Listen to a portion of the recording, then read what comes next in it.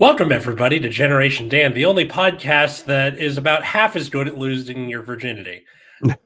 I'm Atlas Novak. I'm your millennial. Who else is here with me? I'm Dino the Genetic Marvel. I feel personally attacked. I don't know. That was a wild. Sorry, I meant to say half as good as losing your virginity. Losing your virginity, not as. Also, still, I feel like I come out on the short end of that statement. How are you, Atlas? I'm good. That's good. That's good. This week, we're talking about things that happened to us that we've never been the same afterward. Which I feel like there's not. Hey, what's up, Jim? How you doing?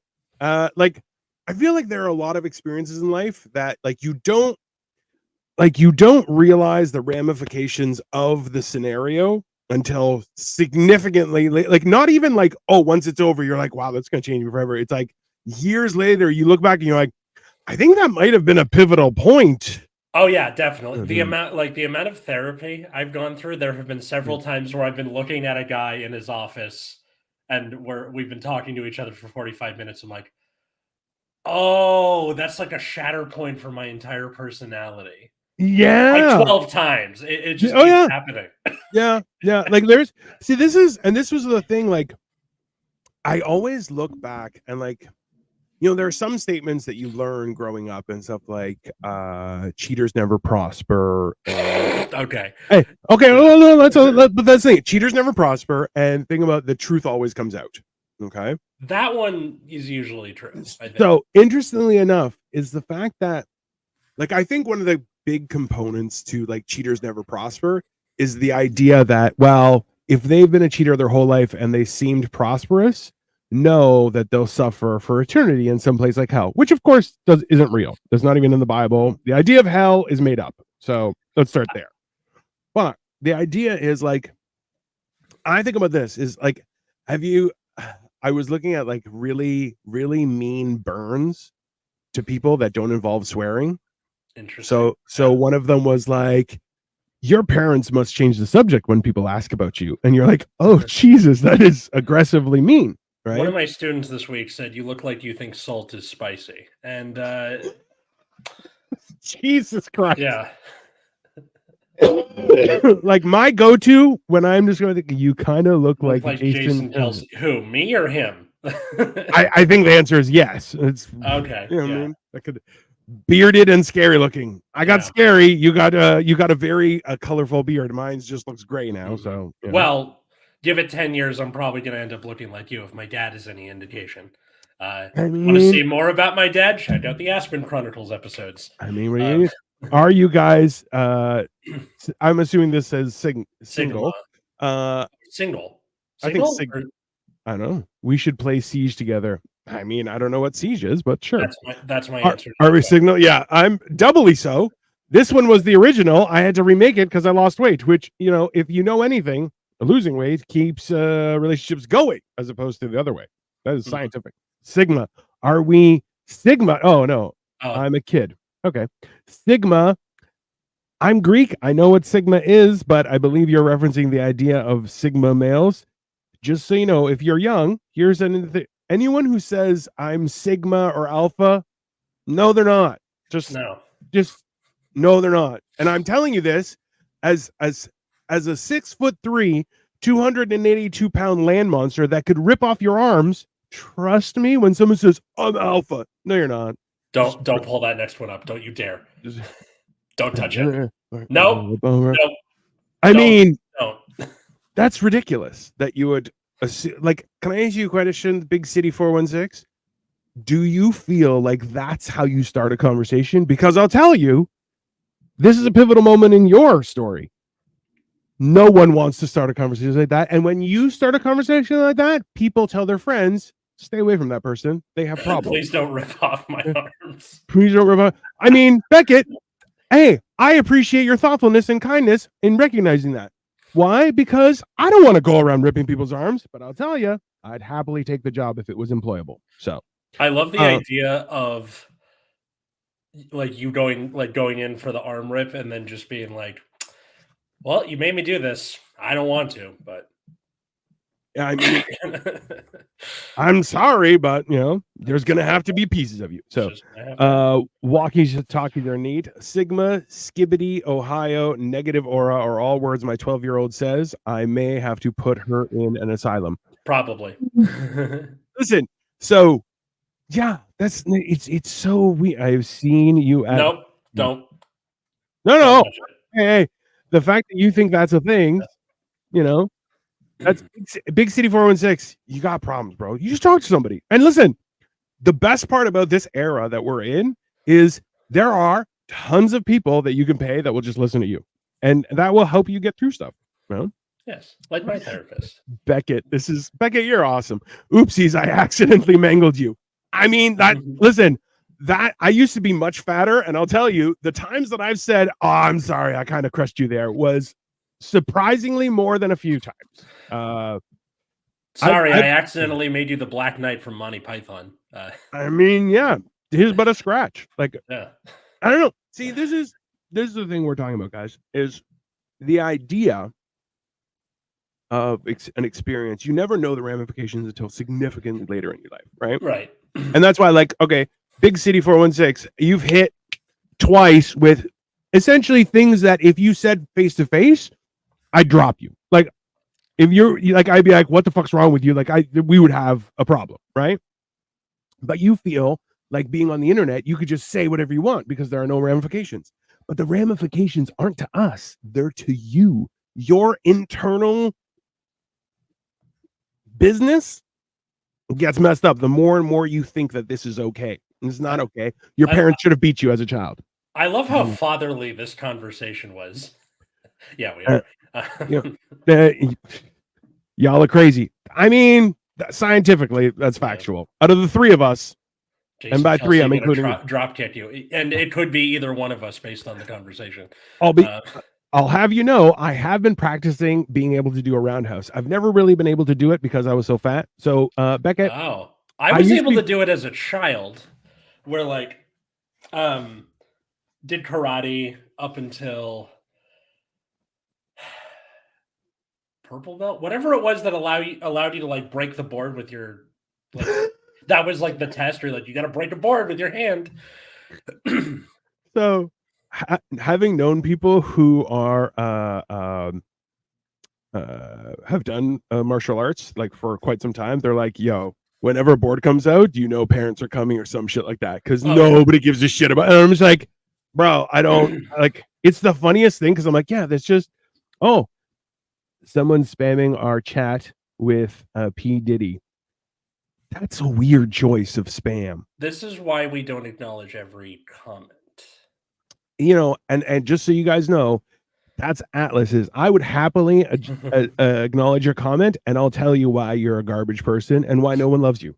That's the difference. So we can do both. We can ignore you, or I can rip your soul out of your nostrils and make you explode. Your soul out of your nostrils. Such a colorful way to describe it. I mean, the Egyptians were onto something. A hot poker, go in there, jimmying around, and pull it all out. Can work, Okay. Anyways, so when do you? Okay, let's. So, if you go back through your life, right? Can you think of one of your first boom experiences? I think it was when my parents told me they were getting divorced. You were 10. 10. So I had just gone to summer camp, and I came back, and I was like, "Man, that was fun." Now to go have the rest of my summer as a child. And then I woke up the next morning, and they're like, "Sit down." I'm like, "Oh, that can't be good." Like even when you're a kid, if somebody is giving you the like Chris Hansen, why don't you go take a seat right there? Like that, it's not going to be good. No. And you know what? I'm a firm believer that a lot of people use that to try and insinuate the seriousness of a situation when 9 times out of 10 it's not that situation. it's one of those things. Oh yeah, I put that person who was spamming our thing in a timeout, and now they're like, oh, they've been banned and like comments removed. Everyone lost their. I guess That's YouTube so doesn't like funny. them either. See what I mean? That's how Yeah. it works, everyone. Yeah. But yeah, so yeah, that's definitely. How does that fucking? I can only imagine how that. And was that with your parents? They sat you down and they were like, "Hey, Yeah, listen." my parent both at the same time, and like I remember my dad's your mother and I are getting a divorce, and the way he said it was so boring. Yeah. Like it was such a big part. Don't suck my soul out. Get soul sucked out by Jason Kelsey. I mean, No, so like, or he's I'm now putting putting that on my resume, just so everyone is aware. Yeah. Your mother and I are getting divorced. He said it the same way as like I got you guys coffee, like that same. Yeah. Not your mother and I are getting a divorce single tier, or I understand this Mm. might be hard to believe, but he just kind of blanked it. And my mom was like on the verge of crying the whole time. So credit to her, Yeah. she was not the person who was like happy about it or like the marriage. And I think she like tried to get him to do it for her because he was able to kind of compartmentalize it. Oh, for sure. Yeah. That's a weird flex. People who do that, they're like, I'm going to convince you to abandon the situation because I can't do it to you. And you're like, that's weird, but like realistically, it's a band-aid. You just gotta just rip it off. Right? Oh no, definitely. And I understand, like, no matter how they did it, it would still be such a moment for me. Especially at the age of 10 too, you have like this image of life, right? And it's whether good or bad. As a kid, you look at things differently. Beckett, Swaldo, the Packers just beat the Titans. Let's go. That's hey man. Our good friend Cole Clayton has an NFL show now, doesn't he? Yeah, he's doing it every is it today or yesterday. I forget. I think it's today. Sundays. I think it's today. And he talks with his mom, who looks like a linebacker. Yeah. But, so Sniffing Glue 22 is who you're looking for. Check it out for that. I miss you, Cole. Come back. I missed last week. Don't worry. No. How do you feel about the fact that your brother is dating? Like, in all honesty, again, me or him. I think he keeps on referring as Jason Kelch as the person who's ripping people's arms off. So I think it is. Okay, so I think it is you then. And you actually have a brother. I have a half brother. That's it. Yeah. Which is also, has he gotten a little bit better now? Is it good? A little bit. Good. A little bit. Like, listen, kids between the ages of like 9 and 13 are functionally insane, right? Like they don't. And then girls, I think, hit it from like 12 onward. To anywhere between 16 and 20. Like until after menopause, and then they kind of start to balance out a little bit. It's around then. God, way to throw your own wife under the bus. So wait, what's like a moment of like that for you? Like moment. One of the big ones was like when I was young and I got bullied. Mm-hmm. And like the way people would like my parents, and I was like, I don't know what to do. And they're like, hit him back, idiot. And I was like, you told me not to touch anyone, and I follow the orders of my, like, I have a very weird perspective on family where I'm like, there's, my dad is in charge, mom's second in command. You go to them for different purposes. You do not muddy those waters or you'll die. Right. And then siblings are at best friendly rivals. Like they're your enemy, but on the same team. That's basically what it is. Probably it's you're against each other until there's a bigger threat, and then it's the like fuck this. We're gonna deal with the other guy, or like no one picks on my brother but me, that kind of thing. 100%. And so that realizing that people weren't not honest, but they didn't always mean what they said, kind of came through. And it was like, oh, it's up to you to try and interpret what they say. And I'm like, that's stupid.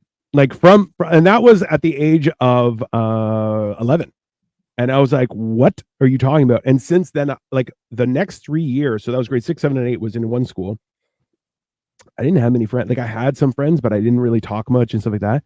And I just found like I became an observer of human nature to try and understand how it works. Because when I hit grade 9, I hit the ground running because I was now in high school, and I had a brother who was 2 years older, and he would come home with his friends. So I knew them on lunches. Like if I was sick at home, I would meet them, or we would hang out and we'd go play basketball. And I was Tim's little brother. So I'm like, but the difference was that I was now 6'2", and right. So some of his friends tried to initiate me, and I laughed in their face because I didn't jump him in, and it's like, yeah, fuck you. I was like, okay, I'll take it. And then they hit me, and I'm like, is there more? Or can I go back to class? And they were like, fuck, and then walked away. Right. So like that whole thing was like when I hit grade 9, I walked in exactly like I had pieced it all together where I was like, oh, no. I'm in charge of everything. So hold on, let me answer this. Erwin, so this is that's a Cole, different right? Yeah, that was Cole. Yeah. We did a whole thing. So on Thursday, we're doing Wiener Apocalypse, which so everyone can watch it. It's going to be at 9 p.m. on my channel, Cole's channel, maybe 9 p.m. Eastern, 6 p.m. Eastern time. Yeah. So he did not have a mixed stroke, but he will be live a little later today with his talking about football. Yeah. Baldy incels crying about nothing. I don't get it. Oh, clap cheeks. Do you not have the emotional depth to understand that you were not retarded? Oh, that's a poor thing. Listen, clap cheeks, just so you understand, you're a dipshit. So when you deal with people, if you don't respect their emotions, so back in the day, they'll just come up behind you and throw an axe in the back of your head. Now we use words. I am new to words. I use them very well, but if I want to, I could just turn you in, like, you know, Stretch Armstrong, where he just goes, and you pull until his arms come off. I could do that. So think before you talk, because you're a little bit dumb. You should think twice. Think twice, respond third. Don't do the first two. Those are bad. Hi, Tyrannosaurus Rex Studios. That is an awesome name. Yeah. Just awesome. I was a half sibling, the youngest. I got zero help with anything. Right? Here's the thing. I get that. This is something that I have a good amount of guilt for, almost. Where like I'm watching my family, like my dad remarried, and it's their kids. Okay, so I'm watching them go through the same messy turmoil that my sister and I went through, and I really, really want to help, but I also can't really get in the middle of it because it's okay. For one, I think I would have a nervous breakdown because if I had to then go back in there, A, and B, I don't know how much I can help. The only thing I've really done is I keep sending them messages every now and again being like, hey, I'm here if you need me. I live right over there, like near where my dad is. If you need emotional support, if things get a little hairy and you need somewhere to stay the night, I'm here. Yeah. Katie, my wife, is here. Please, we're here. And I've just gotten like a thumbs up emoji. I haven't really heard anything about it. Okay, so this is a thing that I learned a little while ago, and I sent it to you. I sent it to everybody in the group. Was the whole idea is that studies have shown that, especially as men, we don't talk face to face. We talk in a line facing the problem. It's a weird thing. Yeah, it's King of the Hill. They're in the fucking alley with the beer. So it's the same thing where they had a bunch of men and they put them together, and then they put like one guy was changing his oil or he was trying to fix something in his car. So now everyone's looking at the problem, trying to help out with the problem. But then as we get into a system of everyone knows what they're doing, then people just start talking about stuff. Yeah. Which is good. And you know what, Erwin? Like that's the thing is when you have half siblings, like you and I both know that it's important to go through certain things, right? Because those offer you a lot of character development, because when you learn to resolve things on your own, you get to learn how to be self-sufficient. These are good things. Mm-hmm. The problem is not everyone has the same tools on how to handle things, right? So one of the things they said was that it is more beneficial during an emotionally critical situation not to talk about it, but to just be able to sit with someone in silence for 8 minutes will do more help for some people than ever having talked about it at all. 8 minutes? 8 Why minutes. 8 minutes? Fuck if, like, I know I'm not the scientist, but this is I don't know. That just seems like a very strange So- number. Okay. but that's so they were talking about this with like a high intense sales environment with managers and stuff and go, hey man, I need 8 minutes. And they're like, okay, just sit down. We don't have to talk about anything. Just sit down. It's the idea of being with someone. It's the same, like I'm assuming it's the same type of figuring out of like a hug for 15 seconds over 5 seconds. Like a 15-second hug will change someone's mood dramatically over the course of their day, whereas a 5-second like hey is almost non-existent. Yeah. But like an actual 15-second hug with someone you love can change your day from being dog shit and for no other reason. It's the same day, right? But it's your perspective. Whereas when you have that interaction with people, it will change how you deal with things. And I hate hugging people. Like I absolutely hate it. But I'm like, it's an important part of life, right? And that's the thing. So with half siblings, especially, or when I totally understand that, where like even with full siblings, sometimes you're like, I just don't want to talk with that asshole because they punched me last time, right? Like so, like you don't know what's just being siblings and what's that like right now. So last year, a brother of mine who I was very close with growing up, he passed away because he basically never took care of his health. So like I've been on a health journey now for the last like 5 or 6 years, and I'm totally different. He never did. He didn't take meds. He didn't do anything, and it ended up killing him. And I'm like, yeah, but he was also a piece of shit. And when I talk to my family, I'm like, yeah, you guys lost a sibling. I lost a tormentor. That guy was a fucking asshole. And now it's slowly coming out that it's like, oh, he was a fucking asshole to a lot of people. And you're going, so. It always feels a little vindicating, doesn't it? Right? Oh, I was happy he knew that I was thinner than him, and he would be always known as the fat one in our family. That's all. And also, I was funnier than him, which happened in front of another sibling and my mom. And my mom could not breathe because she was laughing so hard. And he was like, fine. And I was like, suck it, bitch. It was so, I felt so good afterward. I'd rather hug a cactus than any of my half siblings. Well, I know, Erwin. I can understand that 100%. But you know what? Like okay, wait. Yeah. You know, spiking on that. One time I was at my dad's house and hanging out with my 2 half siblings. Yeah. And I did the, you know, he's 10, right? And I'm like, hey, what's this over here? And he walks over the pool and I push him in. And he not only cursed me, he cursed my family, he cursed my children. He's 10 and he's like laying some eldritch horror curse. He's like, like his eyes are going red and like his hair's flying up. And then the mom, like my stepmom, came and kicked me out of the house. He's like, she said, like, don't come near him ever again. I'm like, I pushed him in the pool. He can swim. I got him out safely. I made sure there was nothing in his pockets. Hey, like, you know what? Listen, okay, number one, I don't agree with you pushing him in the pool because I've been pushing the pool and I don't like it. Me too. But at the same time, it's funny as fuck. I hope that there's camera of it somewhere because let's be honest, that'd be awesome. But like I went back and apologized to him like a week or so later, and then he didn't accept it. And then I just kind of like, all right, he's 10. Fine. I'll just be like, hey, and you know what? If you want to ruin his day, every time you see him, be like, hey, remember that time I threw you in the pool? And you just be like, nah! And you just go, eat my ass. Like, I was the one on the bottom of the totem pole for so long, and I finally got my moment. So sorry. Hey, I get it.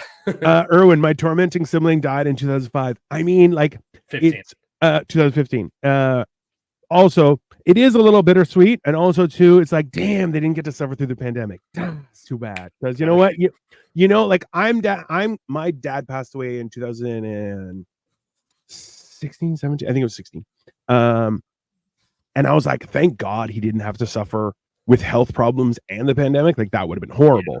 But alternatively, like watching some people who are like, some people are dumb and they think that the entire government is like on their side. I'm sure that kid probably has a voodoo doll. I'm sure he does.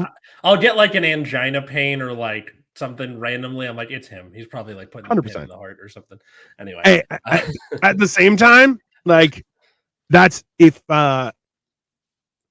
someday he'll be like, I think I overreacted, but he may not. He may be a piece of shit. You never know. I'm sure he will, and like whatever. I think it's just part of being a kid is that you don't really know how to regulate your emotions and your relationships yet. So you're so quick to like, I hate you for all time. Like, Oh yeah, you know, all that. Well, like, relax. and also kids are obscenely mean Oh, sure. without purpose, right? Like kids. I have said horrible things. I remember I was at a friend's house for like it was like it might have been an engagement party for them, and I said publicly that I couldn't trust a woman who has shorter hair than her husband. This is what I said. And the mom of this couple had shorter hair, and she came around the corner like right when I said it, and I was like, at the same time, it was fucking hilarious. Oh, I thought it was gonna be like she came around. She's like, "I am going under chemo, right?" Oh no. She just had short hair because she liked it short, and I'm like, whatever, you're a loser. Yeah. I'm working on a stop motion dinosaur film, and it's in the making, but it's a thunderstorm where I am in the bro. I love how many UK fans we have. We have a lot of fans in the UK. It's pretty cool. Actually, since I just happen to remember this, like and subscribe to Generation Dan. Please do. If you wish to, it'll make us super happy. But so like that kind of all like fits into this last week where I teach English for people who don't know, and we were reading this essay about it. It was a kid who had their first like heartbreak during the Kennedy assassination. So like the Kennedy assassination's kind of going on in the background, and it's from the point of view of the kid, where she's like, I wanted to go to his house and we got let out early, and the coach was crying, but it didn't really like, you know, that's so messed up. Yeah. Like they're writing it as an adult, so they know why it's such a big deal, but like they're you know, couching it in like the kid point of view. So I showed this to my students, and I'm like, do you guys have any like core memories of something so all encompassing, right? Like some kind of like, what were you wearing? Where were you doing? For example, when the pandemic started, because they would have been in elementary school. And they're like, I remember like I got to school, I had a snack, and they were like, all right, we're going home for 2 weeks. It'll just be 2 weeks. And like just the kind of vibrant colors you get when a core memory is formed. Yeah. So like I tried to get them to like really reflect on that moment, because the Kennedy assassination was such a big moment for everybody at that particular time. There hadn't been an assassination since Abraham Lincoln, and seemingly it was by no one out of nowhere. It wasn't like someone going like Sic Semper Tyrannis, right? It's just Lee Harvey Oswald in a book depository, and like, who the fuck is that? I don't know. I remember exactly what I was doing and what I was wearing when 9/11 happened. Same. So I brought up 9/11 because that was my moment for millennials. Yeah, that's how I measure being a millennial. Were you in school during 9/11? I was in college. Yeah. So like you're kind of on the edge there, and that's, you know, so generations are a gradient. What? The Challenger. Oh, the Challenger Shuttle disaster. I literally said, watch it blow up, and then no. Oh, bro. You must have thought you were like magic for a split second, where you're like, watch it blow up. No, that's when he's just like, am I Spider-Man? Like, how did I? What did? Like. I was at York University going Italian class. I mean, I was in 3rd grade, and it goes off. My teacher at the time was British. Yeah, she didn't quite get what it meant. Where she's like, "Oh, it looked like the plane accident," and then they wheeled the TVs in because they're like, "Oh, I wonder what's going on." And then the second plane hit, and we were like, "Oh, this was on purpose." Bro, fuck. Hold on. What's this? Can I have a shout out, please? What's up, Graceland? Comedy with a K. Yes, you can, but please subscribe to Generation Dan. Tit for tit. Yeah. Yeah, can I? Yeah. You can't ask twice. Jesus Christ. Yeah. Subscribe, like, Yeah. do the things, watch for over a minute just so we can try and get this thing off the thing. Yeah. I just so you guys know, I am like a couple hundred hours away from being monetized on my channel, which is Dino the Genetic Marvel, which is in turn going to be reflective on everybody's stuff, like Cole's is right now. So thank you, Graceland, that you have subscribed. But check our channels, Dino the Genetic Marvel. If you want to do me a solid, just throw on my channel and just let it play whenever on mute. I don't give a shit. Yeah. Just because the watch hours are a massive help to me, and I'm like this close, and then you could see me so much all the time. The Genetic Marvel. It's either Atlas Novak or the Epileptic Comic on YouTube, and then together we are Generation Dan. We appreciate it greatly. Yeah. This is where we talk about the differences of growing up and how it's affected us. And that's what we're talking about. So if you have your own personal example, like Erwin has chimed in, we appreciate it greatly. Yeah. We love talking about that stuff. 9/11 also, like, my school had uniforms. So our uniforms were these like gross gray polo shirts with the school's name on them. Like it was either gray or white and they were both terrible. Yeah. And then they were like, you have to go to this specific store to get these navy blue shorts or pants. And my mom was like, fuck that, we're going to Marshall's. Yeah, of course. They never checked. So it's not even if they don't, like, the idea that you can only buy it through their supplier when, like, that's a scam in and of itself. Unreasonable, right? Like, I remember how people were like, oh, if you don't if you didn't have the right outfit or anything, people would be angry. And they're like, perfect, what we're going to do is have uniforms. Okay. And then now it's like, oh, but you have to have a specific type of, get the fuck out of here. Yeah. Black pants, top, go. The thing, okay, so originally it was like you could only wear the school's like jackets or hoodies too. After about second or third grade, that started melting away because so many people would just be wearing like whatever zip up they had. Yeah. It was like, fuck it. So by the time I was in like fourth, fifth grade, people would start expressing themselves through the jacket because they were just like, whatever, it's fine. But that's, and you know what? Though, so. It's not California. You know where that came from? Yeah. Fresh Prince of Bel-Air. Oh, sure. He turned his jacket inside out and wore it inside out. And people were like, well, you can't do that because it's nowhere against the rules. Yeah. I have to wear the uniform, but I can wear it in my style. That's the Air Bud principle. Nowhere that says a dog can't play basketball. Same. Yeah. That's why, like, for me, like, I can only imagine how it would be for the challenger, and then saying it, like, I remember, so we had planned like a family vacation in Greece, and we had overlapped our vacations. So like for 2 weeks, my dad's business was closed. I came back first because I had to go start school. Like I had started college. Yeah. But everyone else was in Greece. So on September 11th, like it was just before they were going to start coming back, the tower went down. And it was like, all the airports closed. Yeah. Well, not just all the airports. So the one brother who passed away, he had very dark skin. It runs in my mom's family. They suspect that her grandmother was of Indian descent, but we haven't verified any of it. So my brother was really dark skinned, and his wife has very light skin. They're both Canadian. So they go to the airport and they're like, we're married. And they're like, how do we know that? You're like, what do you mean? How? So from then on, yeah. Well, because the fact is, he had skin that made him look. He could have been Middle Eastern. Yeah. And so like, you're not going nowhere. And it was a whole thing. So they actually had like copies of their marriage certificate now that they kept in with their passports. And I'm like, wow. But I wore sweatpants and inside out t-shirt my entire. Let's be honest, Erwin, you did that out of spite, and I respect it.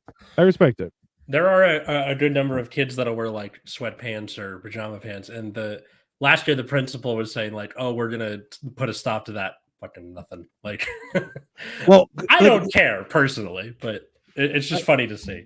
Like, this is the thing is when you see young kids wearing like expensive designer clothing, you're like, what are you on about? Like, the parent that does that, you're like, that's not a good parent. Yeah, they're gonna grow out of it in like a year anyway. Like, it's not even that, but you're setting a life expectation that is not only ridiculous and unreasonable, but you're making it so that that child will immediately feel like a failure because their first job, they're not getting paid. They won't be able to afford that kind of stuff. It's the same idea where I'm like, like I'm looking for work. But if someone's like, "Oh, we have a uniform," I'd be like, "That's not for me. No, thank you. Our future kids Chat are is going to be going off dressed." today. That's And I mean, yeah, Uniqlo, absolutely simple, non-invasive. Just boom, boom, boom, boom. That's fine. No branding, no nothing. That's exactly the way I like it. I just bought a sweater, like a hoodie that's has the Caterpillar logo on it. And my wife was like, "Why?" And I'm like, the "Man, very like, hungry caterpillar. What caterpillar? no, like the machinery, like manly machinery. Yeah, Oh, cool. it is. See, that's why guys see them. They're like, "Fuck yeah!" And you're like, "I'm not that kind of man. I'm like, I'm just gigantic." It's not. If there is something that it's just something in guys' DNA, whether you're gay, straight, young, old, something about big fucking machines It's is awesome. Yeah. So like I grew up around in a machine shop, right? So Yeah. like big machines, we built our own cranes and stuff. You're like, bro, we would weld. Okay, hilariously, there are entire channels dedicated to this. So they'll have like a industrial press, and it just presses down stuff that are like it's a bar of soap or gummy worms, and it just squirts out everywhere, and it's wild. Yeah. I'm like, bro, do you know how many times I had to fucking use our press? And we're talking that's 120 psi. Yeah. That stuff will not just smush things, it will atomize things. Yeah. And I'm like, and we would be breaking steel stuff, and like just because that's what you use it for. And I'm just like, I look back and I'm like, oh my God, the amount of fucking content and cool shit I could have done. Yeah. But it was like, it was before the internet and we had talked about it, but it was like, I don't think people would love that. And it's like, oh, apparently everyone wants it. So, it's the same kind of satisfaction you get from like people popping zits. I don't know how to explain it, but yeah. Pimple Popper, Dr. Pimple Popper is on Instagram. It's an Asian lady who I think she's on TV now, like network TV. Oh yeah. Yeah. Which, you know, who watches network TV? That's gross. Yeah. Right? But like, yeah, I could watch that forever. And just like, and even for me, if I get like a big zit or something, I'm like, I will just carve at it until it bleeds. And I'm just yeah. I need to go to the mirror and like see if it either makes a sound or hits the mirror. I'm like, that's a good one. Okay. According to your mem, Sigma is referring to a supposed classification of men who are successful. Sorry, I'm just reading. You looked it up? No, my wife did, and then she just messaged me. Oh. Yeah, she's a dermatologist, and it's insane. I love, like, this is the problem is me and my wife also watch cooking shows. So whenever we see somebody who adds nuts and then they don't roast the nuts, you're like, roast your nuts, idiot. You always roast your nuts. And it's like, season your flour. Why are you so stupid? And as soon as somebody brings out almond extract, you're like, well, they're out. You can't use almond extract. Everyone knows it's gonna suck shit, you loser. Yeah. My brother was roast your nuts is on the same level of pay your mercenaries. It's like it's never not the right answer. No, you know? No. Bro, doing it in front of the mirror and not cleaning, he was a monster. Yeah. That's that your brother was a monster. That's fair. That's fair. Is that a guy thing? I feel like us girls use it stickers. Yeah, it's because is that the one where they're like little circles? Because I see a lot of my students with them, and I was wondering what they were. I don't think they work. Well, I remember the blackhead thing where like you do it on your nose. Biore strips. Yeah, that shit was the good stuff. I think another like big I was never the same again moment was for sure. I think I gotta go with, and this is the case for literally everyone, losing your virginity. Right? In your case, you waited till marriage and you got to have a planned bed, and it's it's after your marriage, you've gotten married, it's part of the ceremony, kind of like not the literal ceremony, but it's part of the night, part of the the benefits of the night. Most people who are not like Mormon or somebody saving for themselves for marriage. I'm not Mormon, but go on. Yeah. Okay. Or it was. I was Jehovah's Witness. That's fine. Yeah. Okay. So when they plan to lose their virginity, it's always like a scramble. It's never like, oh, I'm going to put rose petals on the bed. No, the parents are down the street at the pharmacy. Let's make it happen on the twin bed. I remember when I lost my virginity. It was consensual, and I was there. Good for you. Good. Those are the two key components. See, this is the problem. Like, from my perspective, I love bringing up that I'm like, I saved myself for marriage. I'll admit there wasn't, a significant lineup, but I steadfast and was victorious. Hilariously, though, when people are like, when I hear people are like, "Oh, I lost my virginity when I was 15," I'm like, "How is it being a whore?" And all that's to men, and they're just like, "I'm not." I'm like, "Oh, you're definitely a whore." I was 19, and 19. it was during my gap year in my car. And don't do it in a car. They make it like something about Greece and just pop culture. We're like, oh, we're gonna go out to make out point or whatever, and it's cramped. Your feet are bumping up against the glove compartment. Your elbows are hitting the door. There's no move to. Was victorious? Is that a pun? You know it wasn't Victoria. He hates puns. Yeah, I do. With every fiber of my being. Yeah. And I love them, which is I know so fun as a duo. But yeah, it's never fun in hindsight because you're like, yay, I lost my virginity in the moment. And then afterward, you're like, that was cramped and kind of weird and gross. And like, I kind of wish I did this in an actual bed or something. Yeah. I imagine Dino losing his virginity in a smart car or Fiat 500. I mean, listen. One of mildly racist. Like, I mean, no. It's the hilariously is the idea. Like one of my life changing events was realizing how much I don't fit in places. Was my nephew or my cousin? Sorry, my cousin who's like an actual doctor. He's like 4'10", and his wife is like 4'10", and their kid is very small too. Is wild.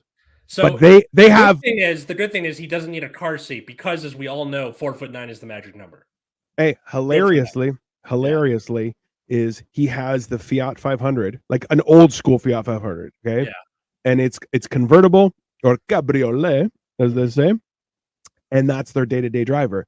But he's a doctor, so he's wealthy, and to show off, he has like an old gigantic like Mercedes 600 SEL diesel. It's a massive, like, and it's like from the 90s. It's ridiculously large, and I'm like, you can't fucking drive that, bro. Yeah. He's like, after catalytic converters, before the electric car and like all that hybrids and all that stuff. Nice. Yeah. So we're talking like this thing is, but like you're like you see it and you're like, that's a fucking car. Yeah. But you're like, you can't drive that. So he took me out for a drive once. We had the leather top was back because a cabriolet, it doesn't automatically go back. It just folds. Like it's a leather thing that like snaps on. It's ridiculous. Mm-hmm. But I'm sitting in the passenger seat. He's driving. My hand is going across his chest, holding onto his door. Okay. My shoulder is out of the window and holding onto the outside of the car. And I can see the road from outside of the car because my head is through the roof. Like Flintstones level, like head through the roof. They're gonna put the babies on top of you. Yeah. 100%. And it's literally Dino. It was 100%. I'm glad you connected it. Yeah. Oh my god. Okay. And he was driving. We were going through like farmers fields and stuff. And I'm like, bro, if you hit a low branch, I'm losing the top of my head. Like, there was nothing. A couple of times I was like, we pulled up, and my dad was sitting at his sister's gas station. We pulled up, and he's like, "How did you get in there?" I'm like, "I'm more worried about how I'm gonna get out." That's basically. My feet are my knees are inside the glove compartment. There is registration stuck to my knee, and I was still like quite fat. Yeah, that's okay. Hold on, Erwin. I had no plans to lose my virginity. I pulled some guy from the water who fell off a boat, and a nurse was there and took me to her house. And damn. So hey, you know what? Oh no, that's impressive. Here's a question, Erwin. How much talking did you do? Because I have a theory. Is women will swoon, as this is, for your heroic gesture. But every word you utter makes it less and less of a chance of her, going the distance. Yeah, there are some moments where you literally should talk less, smile more. Yeah, I know. There are all situations. Talk less, men. Just trust me. It's strong, stoic, silent. It works wonders. Zaragoza in my own Jeep. I mean, I hope you weren't alone, but also too. You guys aren't virgins. Y'all are God bless you, Cole. I lost my virginity in a motorcycle sidecar. Beat that. Jesus. Now I'm just trying to wonder, like, what goes where? How big is a motorcycle sidecar? I thought it was like one person. I mean, Was it while the motorcycle was moving? I have many questions. just like, yeah, the signs of it. That's not the body Very part little supposed to convo. put in her glove compartment, bro. Yeah. Very little combo. Exactly. Okay. Yeah. I'm a firm believer is that the more men talk, the less chance they have of sealing the deal. The only like words out of your mouth are you okay with this? Great. Let's go. Like, yeah. It was Indiana Jones' sidecar while she was screaming. Junior. Yeah. Which Indiana Jones was that? Wait, Indiana Jones. Last Crusade. Last Crusade. Okay. Yeah. At that temple. Well, hilariously with Sean Connery and Harrison Ford, and they had like 4 years age difference. Like it was ridiculous. We were like, no one will believe that. And like everyone. Sean Connery knows how to look old when he needs to, because I mean, except when he's boning your mother, Trebek. Yeah. Oh God. There's nothing. I miss Celebrity Jeopardy. 100%. So, and you know what? For a while, they had Black Jeopardy, which was also hilarious on Saturday Night Live. But it's Saturday Night Live. As soon as it's funny, they're like, "Don't do that again. How dare you be funny?" Or like when they do bring it back, it's been a few years. You have time to forget about it. That kind of thing. I'd rather walk than get in the back seats of anyone's car. Please do disgusting. Yeah, people do disgusting, notorious things in the back. Yeah. Like having had back seats my entire time of having cars. Yeah, that's fair. Yeah. Grinder is crazy. Sean Connery looks pretty old these days. I mean, he looks like the guy from The Last Crusade that was, Wait, who was the guy who was playing Connery on the Daryl Hannah, right? Playing Sean Connery in the Celebrity Jeopardy sketches. Connery is dead. Yeah, Connery is dead. That's why he looks so old. Yes. That's why he looks old, Erwin. Come on. You are doing really good, Erwin. Don't fucking don't ruin it for yourself. Yeah, don't ruin it for yourself. Talk less. See? Once again. It's all right. Anytime we think we have the upper hand. Yeah. Okay, so I guess like maybe a more recent example of something that definitely like had a big impact. You got married. That's huge. Yeah, but I think the parts of Katie and I's relationship had more impact on me than the actual Daryl Hammond. That's what it is. Hammond, gotcha. Than the actual ceremony itself. Because I'll always have a recording of me proposing to her because which is her co-teacher had the foresight to like turn her phone camera on. So now I have that. I can show that to our kids or whoever else. But I think the thing that probably had the biggest impact was her telling me to give teaching a try. And I'm not saying that because like, oh, I'm a teacher. I mean, like the pandemic combined with that question that she just kind of floated. She wasn't saying become a teacher. She goes, why don't you give it a try? Yeah. Was that it caused me to reevaluate how I was dealing with stand-up and with content creation and like being able to be in a job where this is one of those things that they put with like, doctors and firefighters. No one's like teachers are shitty people. It's like unequivocally a good thing to do for society. So I would argue with that. Just saying that like everyone that teachers teach doesn't like them, but everyone whose kids they're teaching is like, fuck yeah, teachers, just because they don't have to teach their kids anymore. Probably so not, I don't like listen, they're not as bad as cops, but they're not firefighters. Let's calm down, right? Like they're EMT level where you're going, they mostly do good. Some of them are weirdos. That's fine. Yeah, that's fair. That's fair. Daryl Hannah was a mermaid. There's no ATAB. That's all I'm going to say about that. I don't know what that means. So all cops are bastards. ACAB. So ATAB. Oh yeah, bastards. Yeah. So only to students have that. Students are like, students teacher's a piece of shit, but they're students. They don't fucking know anything. Yeah, but they're like, well, you were on your phone the whole class, and you brought a M80 into the bathroom, so I mean, that sounds like a really cool kid. We should hang out, smoke a joint. I think it'll be good. But yeah, at the same time, you're going, that's not a good result. So yeah. that, along with where like stand up, I started to treat it more like a hobby. It made it so that it felt a lot less toxic to me, because I feel like if it was this relentless chasing of a dragon that I could probably never attain, of like making a career out of comedy, but I can still enjoy it and still do shows and still travel for it. And while also having something that is 99% good for society. Then I think that she made a huge impact off of such an innocuous question.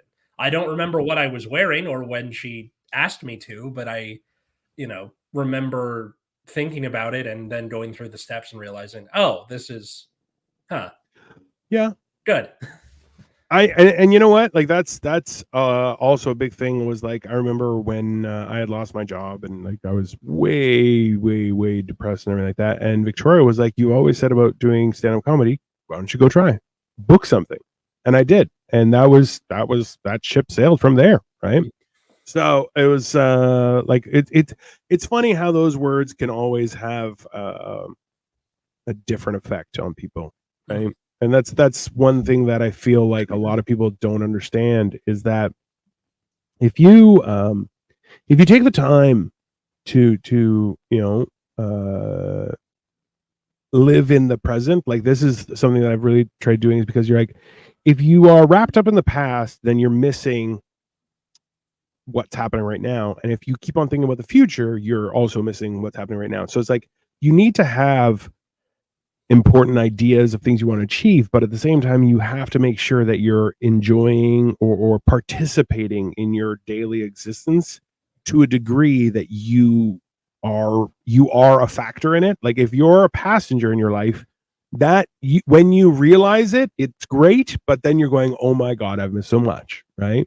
And that's hard, right? Like even for me, I'm a lot thinner right now, and I'm like, man, I wish I lost more weight when I was thinner, because I probably have more hair. The ship has sailed regardless. So all I can do is go, hey, at least I'm getting healthy and trying to make the best of a situation, right? Like, what I did the other day, and this was a really pivotal moment, and I was so happy to share it, was I got up off the ground without using my hands. And I'm like, I know that people think that that's not a big deal. For someone who used to be over 500 pounds, it's a gigantic deal. And like, I did it no hands. I was sitting on my ass on the ground, cross-legged, and I was able to get up with ease. And it was like my knees didn't go pop, pop, pop, pop like they normally do. It was a monumental thing. And I was like, you know what? That's a milestone for me and where I am in my existence. And then Cole made me weigh in for Wienerpocalypse, and I ended up realizing I'm 282 pounds, which I'm like, a little fat, but I am also like, I'm starting to build a lot more muscle and lose fat, so it's good. For someone who used to be 500 pounds, getting up is a big deal. I mean, period. That's fair. If I brought my past psyche into the present, all I would do is spend my time running busloads of nuns. I mean, people might appreciate it. Nuns are pretty bad. They're kind of the police of everything, but that's fine. Yeah, that's reasonable, Erwin. Yeah, I don't know. I think that's one of the big things that people need to start appreciating, is that as much plans and how important it is to go through your experiences and learn from them. Like when I think about like looking at the past, I always try and remember what impact it was and how am I using it to my advantage, right? Because if you don't use your past as a learning experience, then you just suffered for nothing, right? Yep. And then you show up in people's live streams and type the same thing over and over, and then we have to block you. I mean, that's also true. Cole, this is okay. Yeah, I weighed in at 268. So yesterday it was 275, and then he had a massive dump, and now he's 268. Which, the problem is you're still going to eat, so you're 275, Fatso. Is he really? He can't be that much, is he? Yeah.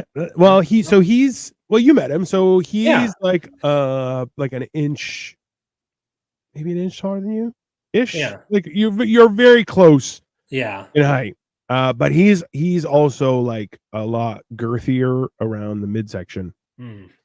And by midsection, I don't mean his wiener. I mean his big fat belly. But in the meantime, listen, everyone. Make sure. Yeah. Tune into Wienerpocalypse Wienerpocalypse. Thursday, September. Number one, there's this show, Generation Dan, where it's Atlas and me. Then we have Mondays, which is Kyle and I do Life of Giants, which may be on hiatus because he's working and then I'm working too. And then Tuesday, our big show is Hammered and Cheese, which we have guest regular, which is Cole and I. Cole cooks. I make fun of everything. He also gets drunk, so we are waiting for him to chop off a finger. Zaragoza, I weigh so much, 260. Depends on how tall you are, Zaragoza. That's the real question. If you are 5'5" at 260, you are too fat. I will tell you that much. I ate 2.5 cheeseburgers and 6 beers before that weigh-in. I mean, this morning's? No. So calm down. Also girthy around the wiener section. Yeah, his girls call him tuna can, everyone. That's why. Because he's not deep, but he's got that girth. Zaragoza at 5'8" and 260. Hey. Call me, message me. I'll help you out. I got you. I got you. Okay. Remember, over 5 bills, and now I'm 282. Right. I was down to 250, but I wasn't happy with my thing. Tip: 4 things you and Cole should have every day. Garlic powder is okay. Cinnamon, 6 raw, unsalted. We just said about roasting the almonds. Always we just talked about this. Always roast your nuts. How dare you? So just so you know, Erwin. So garlic powder. I'm Greek. I mad amounts of garlic. What I do is I do apple cider vinegar in water, a tablespoonful. Then I do a lemon water, which is like a couple slices of lemon squeezed into warm water. I've been doing that. Those are my catalysts for the day. Yeah. Then I do a lot more protein, vegetables. I stay away from bread, and my big thing is sugar. Sugar is basically the devil. If anyone doesn't realize this, just so you know, like when you go through it's really hard to avoid sugar if you live in the US. It's in everything. So, and this is what it gets down to is like the big actual helping thing is avoid sugar and processed foods. You like night and day. And remember this is one of the big things is if bread lasts more than 3 days, you are not eating bread. You are eating fluffy chemicals, and while delicious, are not healthy for you in any way, shape, or form. Okay? It's good about keeping you through World War II, but afterward, it's just disgusting. Yeah. Yeah. And listen, you that voice that just like screams that era of it basically. Yeah. There goes. Don't listen to Dino. His secret is anorexia. Yeah. I'll call after college because this is probably impossible for me to do any sort of healthy activities that isn't me walking around on campus. Bro, walking is one of the best things you do. Hey, if you ain't studying, walking. That's fine. Just do laps. Yeah. If you can, read while you're on laps. Yeah, like a bunch of the teachers like will just kind of take a round on the campus, and like that's how we get our exercise. So I'm putting fluffy chemicals on my band name list, by the way. 100%. Thanks, Victoria. Yeah, fluffy chemicals. They are delicious. Zaragoza. So this is the thing is to avoid sugar. All you have to do is just limit yourself to certain things because sugar isn't necessarily bad, but if you can have honey instead is much better because that's better for a lot of different reasons because honey is very good for you. Yeah. Number 2 Although is it never dies or it never goes bad. Right. Much which like is chemicals, but it's natural. But honey is actually like even on like if you do a mild carnivore diet, you can have honey because it's produced by an animal. It's fine, right? It's one of those things where honey. But honey isn't still sugar. It's not. So your body doesn't treat it the same way, and you don't need as much. But it works as a different component. So it's like it's really worth investigating. But like you can give up sugar if you replace it with honey, and then giving up honey to get rid of all sweeteners is a lot easier than you think. I think the idea there is that like because processed sugar is already processed, your body doesn't go through the process of breaking it down, which Yeah. means that that's what gets stored as fat. So honey, 100%. your body has to like make more of an effort to break that down into glucose. This is based off of like Biology 10 from over a decade ago. So take that with a grain of salt. Not sure. So it may have actually been accurate. Let's be honest, because right now everything's backwards in science. So even stevia, stevia and aspartame and things like that, while won't spike things like insulin, will feed the bacteria in your intestinal biome that make you hunger for things like bread, sugar, and processed things. So those dividers are big things, and that's why like honey is a big help, because you get the sweet, but you can't have a bunch of honey in your coffee. No, you can have a little bit of honey and you're fine, right? So you kind of, it forces you to do stuff. Yeah. The thing I listed are sugar is basically crack, but slower. Like it makes you want more of it, and it fucks up your teeth. Yeah, those things that's true, Erwin. Those are very good for your your digestion and congestion, inflammatory. Me, I'm currently fighting a sinus infection, so that's awesome. But I'm hoping I'm almost through my antibiotics. Should be good. But yeah, why don't we end the episode with one last major like shatter point from each of us before we head out? I could tell one was when I was going through my the divorce of my first wife. Mm-hmm. My father, 3 brothers, and my brother-in-law all gave me the worst possible advice. And I listened to them, and everything collapsed. And it was the first time where I was like, not only am I alone, I'm out.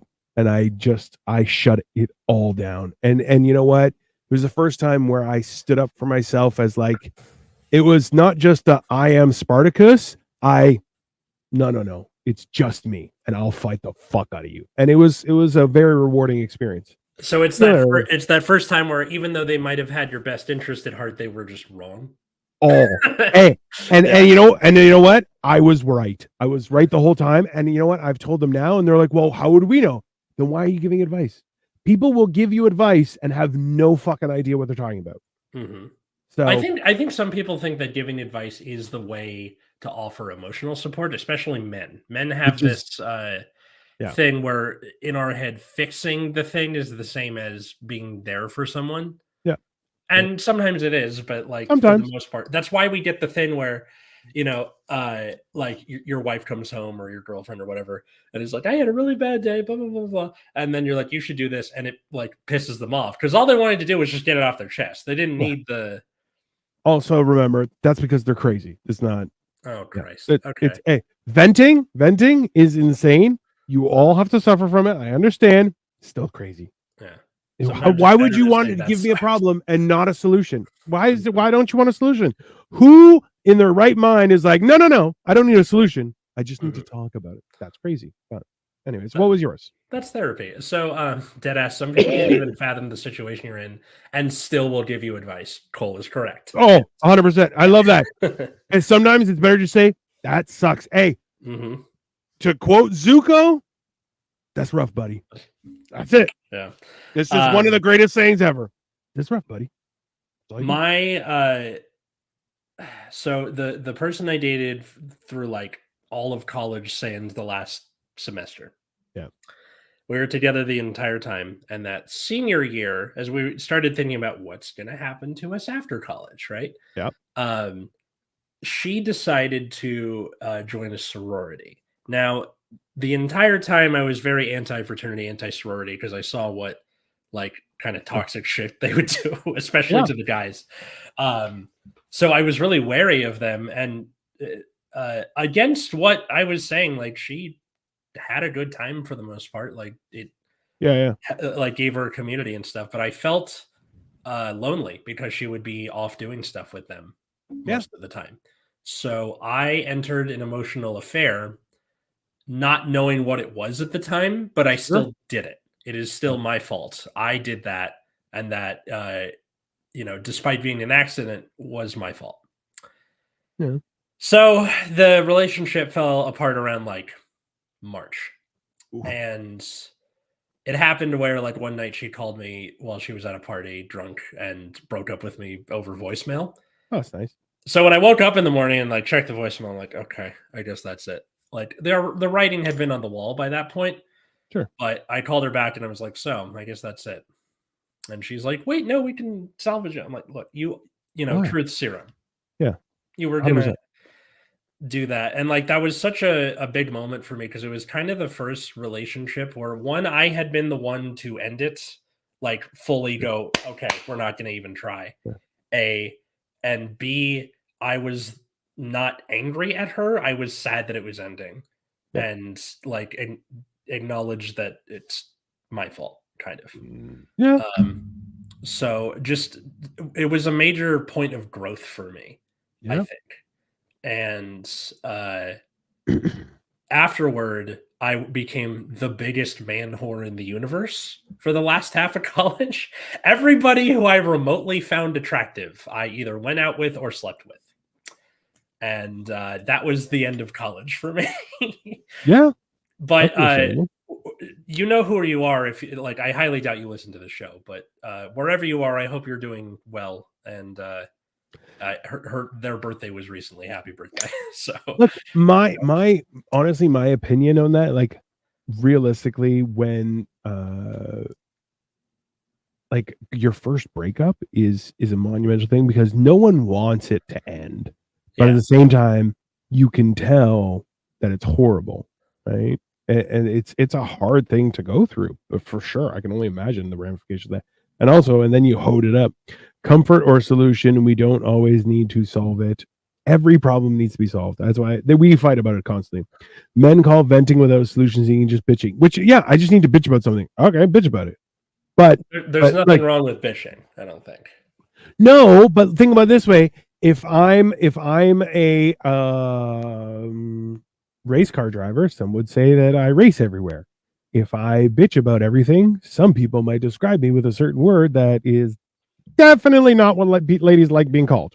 Just something talk less or whatever. Yeah, just like pick your moments, right? 100%. I once got charged with slapping a blind guy. Turns out I just sniffed too much. Joey, go home. I mean, we're going to tell your wife on you, Joey. Atlas being a man in college needs to be an age. Oh, 100%. Can you imagine? That'd be the equivalent of that show Barry, where you have what's his face as a murderer, which you're like, that guy's not a murderer. Yeah, no, that's definitely what. Like you are way too pudgy to be a man whore. Like, yeah, but hey, ladies love it. When I hear Atlas in college, I still think of the picture when he wears a hula skirt on skate. Oh yeah, you know about that, right? I do. Okay. I do. All right, audience. For people who don't know, I'd use it to promote my student org. I put on a grass skirt and roller skates and would go around campus with flyers. It's hard to miss. I mean, yeah, that's fair. Anyways, and everyone, thank you very much for participating in this conversation. I think it was very beneficial. We very much had a good time. And if you haven't already, please like, share, and subscribe. Share this with your friends. Tell them if you don't watch this, like send it to them like one of those old chainmail things. It's like, hey, if you don't send this to 10 of your friends, everyone might die. It's one of those things, something like that. Oh, and by the way, if you were in the audience today and you liked what we were talking about, if you have ideas for future Generation Dan episodes, based on like a generational standpoint, we always read the comments. So we're listening. In the meantime, check out Hammered and Cheese on Tuesday, Wiener Apocalypse on September 26th. It's going to be wild. If you follow me on Instagram or even here on YouTube, I am doing shorts that are retaliations to Cole. Because him sending them back and forth. Yeah, because he's basically he thinks that he can eat as many hot dogs as I can, which I'm like, bro, I'm Greek. I love the wieners. You're the favorite, for sure. It's everyone who has who isn't completely blind is like, clearly we know what's gonna happen. You're the Ivan Drago in this situation, and whether he turns out to be the Rocky, we'll see. He may be Apollo. Who knows? Yeah. It's a scary thing. But anyways, have a wonderful rest of your Sunday, everyone. Bye, everyone. That's the wrong one.